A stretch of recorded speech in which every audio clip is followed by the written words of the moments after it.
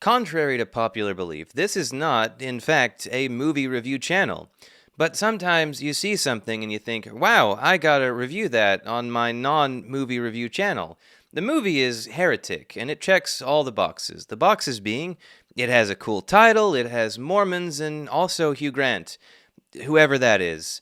I'm an American. I have no idea. I think he's mostly popular in the UK, but regardless, whoever he is, a fantastic smile, very charming, very charismatic, very likable guy, until he isn't, because it's a horror movie. It goes without saying that during this review, as such, there will be spoilers, a lot of them. So if you haven't seen the movie yet, or if you care a whole lot about spoilers, you probably don't want to watch this video yet, because there's going to be a lot of them. I've never done a movie review before. I've certainly never improvised one, so who knows how much I will reveal. Probably quite a lot of it, so let's get on with it. The movie begins with our protagonists, a couple of female Mormon missionaries, discussing very un-Mormon things indeed.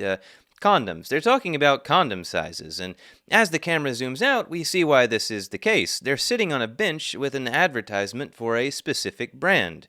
This turned out to be a sort of foreshadowing, but I was not savvy enough to pick up on it. I think because I've seen a lot of A24 movies. I love A24, but the one thing you expect is the unexpected. You don't know what you're going to get going into these movies, regardless of what the advertising seems to imply, so it's always a clean slate with them.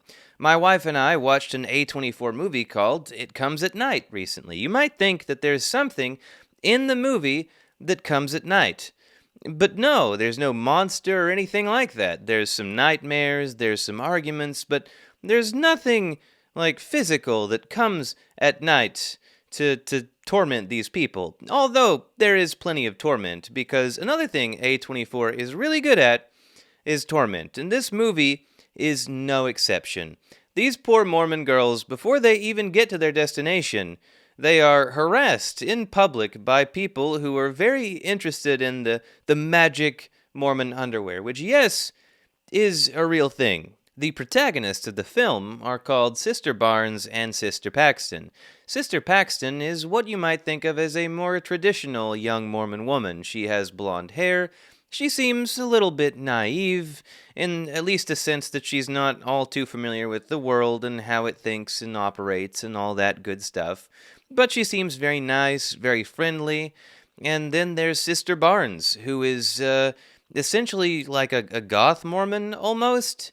She seems more worldly, like she has been out there, she has experienced things, and again, she's kind of gothy. If there are any goth Mormons, shout out to you, because that sounds like a very interesting combination of things to be. Sister Barnes and Sister Paxton are making their way to the house of a seeker in Mormon parlance. Mr. Reed, played by Hugh Grant. He is somebody who seems to want to have faith, and indeed, in his investigations of the Mormon faith, he's found enough interest that he's contacted the Mormon Church and gotten a couple of missionaries to come to his house so he can talk about it. This person, this kind of person, is the bread and butter of the Mormon missionary. This is the guy you want. The person who's actually interested in converting to the faith and just needs that final push. Or so they think.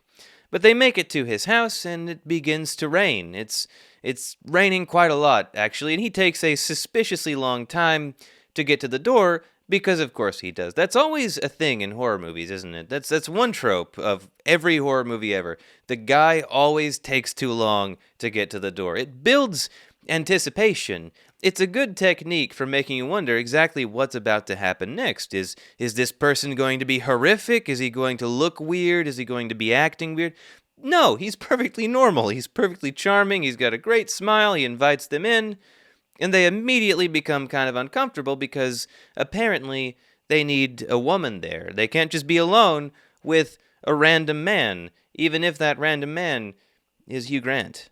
And of course, Hugh Grant's wife is kind of missing. She's allegedly there, she's baking them a pie, but she doesn't want to come out just yet. Apparently she's quite shy. So, undaunted, they continue having this conversation about the faith, and he seems very receptive, very interested. The lights go off all of a sudden because they're on a timer. It seems like everything in this house is on a timer, which all of this should be cause for extreme suspicion already, but horror movie logic. They just kind of go with it, like, oh yeah, that's kind of weird, but it happens all the time, I guess. Just, totally just normal things for Mormon missionaries to encounter, right? Of course, Mr. Reed has to ask the difficult question, which is about polygamy. Now, if you don't know much about Mormon doctrine, polygamy was used in the very beginning because Joseph Smith wanted a lot of wives, some of them underage. Now, of course, Mormons watching this may be like, nuh-uh, but I think it's pretty apparent from the actual weight of evidence. We can argue about that later. The key point here is Mr. Reed is very unsatisfied with the explanations given that polygamy was necessary to grow the church in its early days, that women should be used like breeding stock to create a whole church. But polygamy was abolished later in the 1800s because the U.S. government was putting the pressure on Utah very hard, and that's when the revelation came from God. God was like, well, I guess we're done with that now. Can't argue with the U.S. government. What do you think I am, God? And of course, Mr. Reed very correctly points out, hey, that whole thing was kind of misogynistic and bad. He also tells the story of one of Joseph Smith's underage wives, and it is quite garish indeed. The point being made is an obvious one, which is, if you can't trust the founding prophet of a religion, how can you trust that religion? Which is a very great point. Obviously, if the word of God has to be filtered through man, if it has to come through man, then a man can pervert that message, which is the whole point he was getting at. He has his own gigantic Book of Mormon that he has clearly, extensively studied. He whips that thing out, throws it down on the table, and there's just a ton of citations in it. The man has done his research. He could be a YouTuber. The dialogue between Mr. Reed and the Mormon missionaries is phenomenal in terms of acting on the part of Hugh Grant. Hugh Grant, having never seen him before, I was incredibly impressed with his acting because he was pretty normal all throughout these scenes. That was the point. He wasn't supposed to be a bad guy yet. I mean, to the audience, he's supposed to be sending off these little signals that something isn't right. And he does that very well. He'll be normal, and then his character will just kind of emotionally flatline, and it's quite disconcerting indeed. But then, there are some aspects of his acting where you can't exactly understand what makes them so eerie. At the end of the conversation, he goes on this monologue where he says he believes he has found the one true religion. And it is a disconcerting monologue, but I wasn't sure why. I just knew it made me feel uncomfortable. Something about the way he was saying things was abnormal, uncanny, in a way that just made me feel kind of gross inside, like very, very uncomfortable. And of course, at this point, the girls, they get really suspicious. They picked up on it too. They're kind of like, oh boy, we might be in danger. Excuse me there, I'm a little bit sick. Now, I don't want to explain the entire plot of this whole movie, so I'm just going to skip the next scene where they want to leave but can't. It's a good scene, it's very eerie, you feel the tension, you feel the desperation, but that's pretty much all I need to say about it. And then, of course, they finally follow him off to where his wife is supposed to be, the kitchen. There is no kitchen. The pie was a lie, as it were. In fact, they end up in what appears to be sort of like a church room. It's got church pews. It looks set up like a religious room. There are two doors at the end. There's a weird well thing that's collecting water that's dripping from the ceilings. And then Mr. Reed comes out and he starts giving another one of his fantastic monologues. But this time, I have some criticisms of it. He kind of gives two different monologues, actually. The first one is really something because he talks about iterations, that Christianity is a new iteration of Judaism, Islam is a new iteration that builds on that, and Mormonism is a new iteration of Christianity, and he compares them to board games, the different iterations of Monopoly and the game that Monopoly was stolen from. He also brings up how Creep by Radiohead was stolen, and then somebody stole from Radiohead to make a song that sounded similar to Creep, and there's kind of like a circle of lawsuits. Now, personally, I get the point he was trying to make, I understand it, but I also thought it was like very contrived, and the whole character I think is supposed to be a bit contrived, so I'm not sure that's really a point against him there. But I did find it to be somewhat cringe, let's just say. Now, I know it's rich of me, an atheist YouTuber, to be calling anything cringe, but it was kind of cringe. I mean, the whole set of two monologues sounded like the stereotype of like a Reddit atheist or one of the new atheists circa like 2009 who really has no idea what they're talking about, uses very surface level stuff, and it just came off very cringy. And again, I'm in no position to criticize. I'm sure I'm cringy as hell as well. But if I'm cringing and I basically agree with what the guy is saying, I think that's kind of a problem. The next monologue I kind of liked and also kind of like really hated because, on the one hand, comparing religions, comparing theologies is a very useful thing to do. There are going to be a lot of very good ways to compare the mythologies of Christianity and Judaism to more ancient ones, more ancient cults and religions and deities and their stories. The big problem is, I think all the examples he picked were like bad. Now, I can't think of any specific examples of what makes them bad. I just remember thinking while watching the movie that he was using a lot of popular misconceptions spread by charlatans. So he got them wrong. He chose the wrong figures to compare to, say, Jesus. There are figures you could reasonably compare to Jesus, but he sort of used the wrong ones that come from misinformation. Now, the one saving grace for that whole monologue with the misinformation might be that perhaps the writers were intending to make some sort of point about it's actually very easy to be misled by what seems correct but is not. Even those of us who think of ourselves as more skeptical people can be misled and can be wrong. If that was the point, well made, I'd say most people probably missed it. Then we get to the point of choosing. He says the way out of the house is through the back. There are two different doors. He labels one belief and the other disbelief, and they have to choose which door is correct. Perhaps surprisingly, the good Mormon, Sister Paxton, she decides to choose disbelief, thinking that it's the one that he wants her to choose. She's like, oh, you've given us a whole lot to think about. And then Sister Barnes, unexpectedly, picks belief. And then she goes on an incredible monologue of her own where she essentially calls out Mr. Reed on his own nonsense, which is what makes me think that last monologue he gave was intended to signify some kind of you can be wrong even if you think you have good information thing. She calls him out. She points out that he has a very superficial understanding of these things. He thinks he's being profound when in fact he's really not. And boy, if that wasn't a gigantic projection-sized mirror turned on every atheist YouTuber who happened to be in the audience that day, I don't know what was.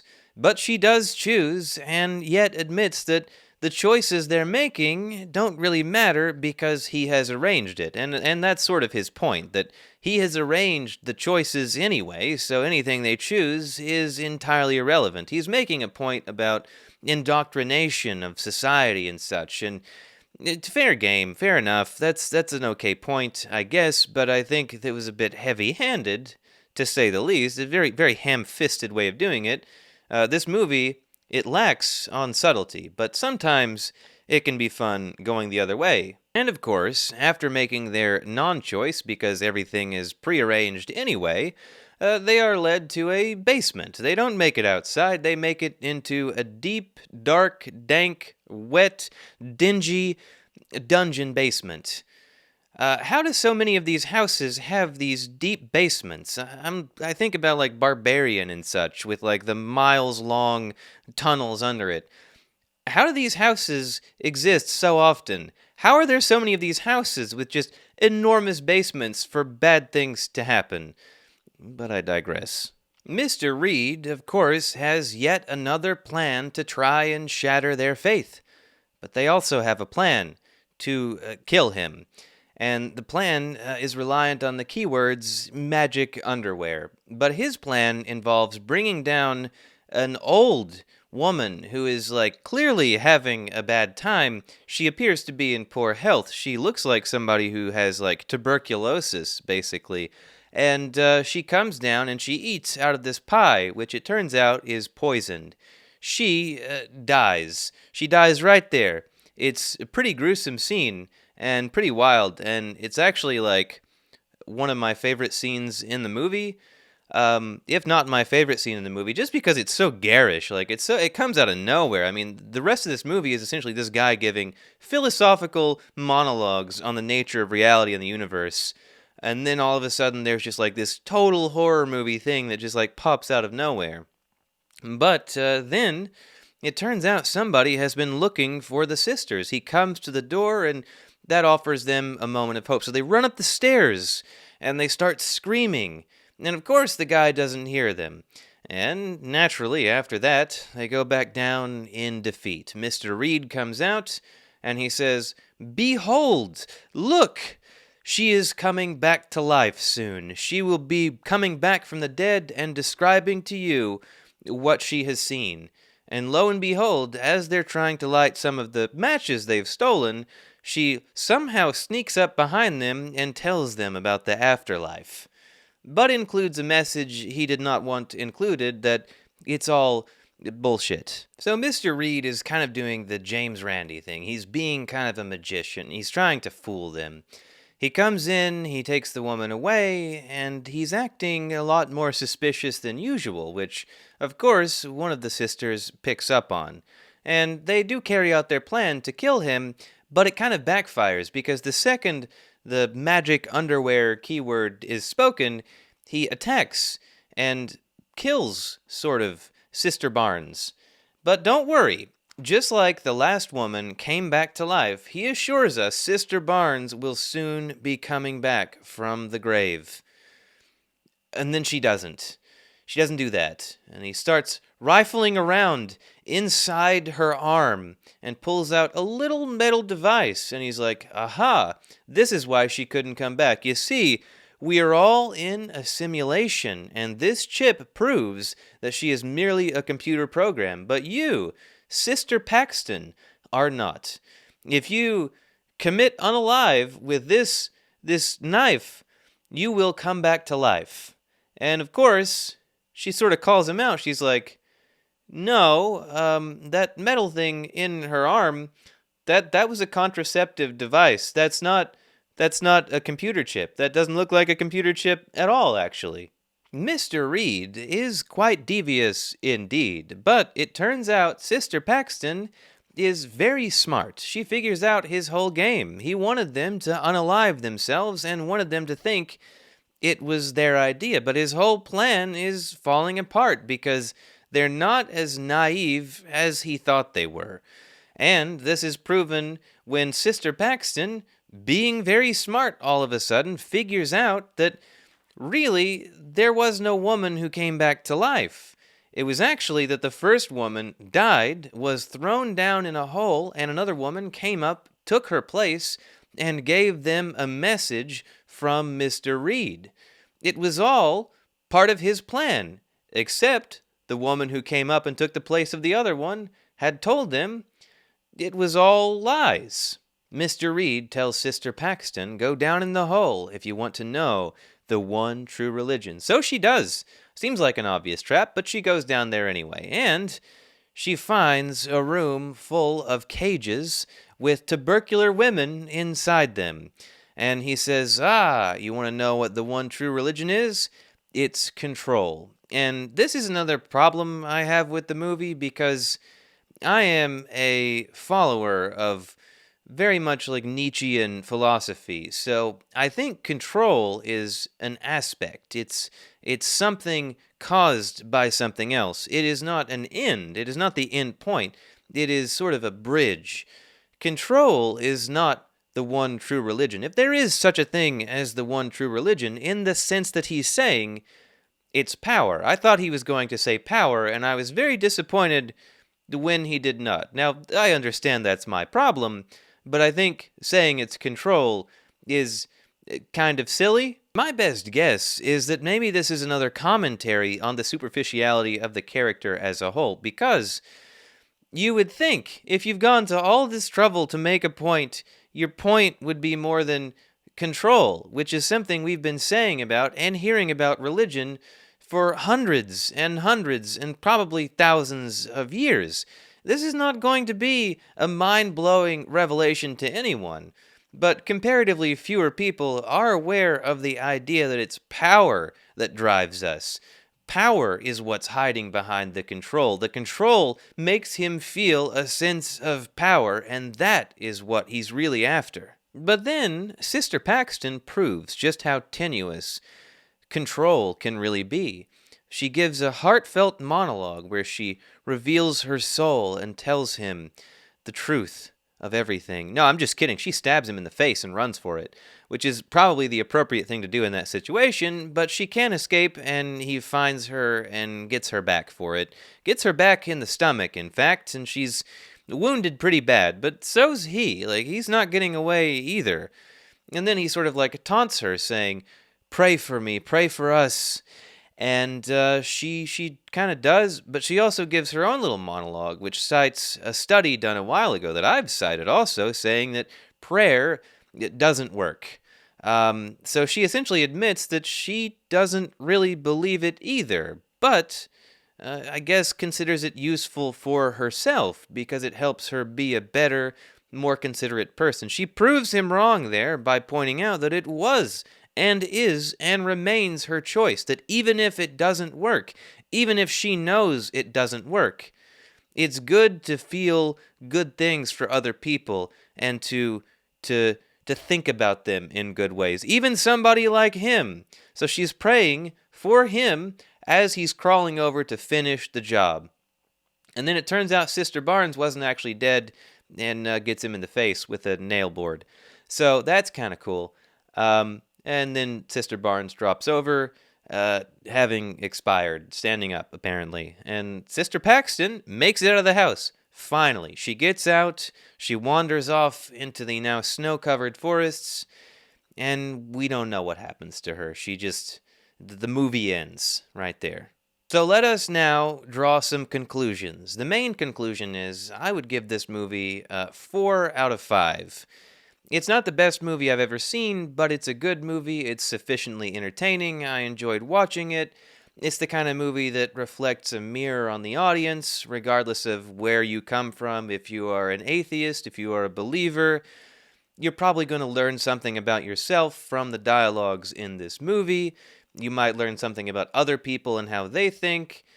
And it's a very odd concept for a movie, and obviously I've had plenty of criticisms of it, but that doesn't mean I didn't like it for what it was. Now, I can't figure out what exactly it was trying to say. It seemed like it was trying to say a whole lot of stuff, and the message may have gotten kind of muddy in there. But it's about free will, whether such a thing exists, choices, control, all of that good stuff.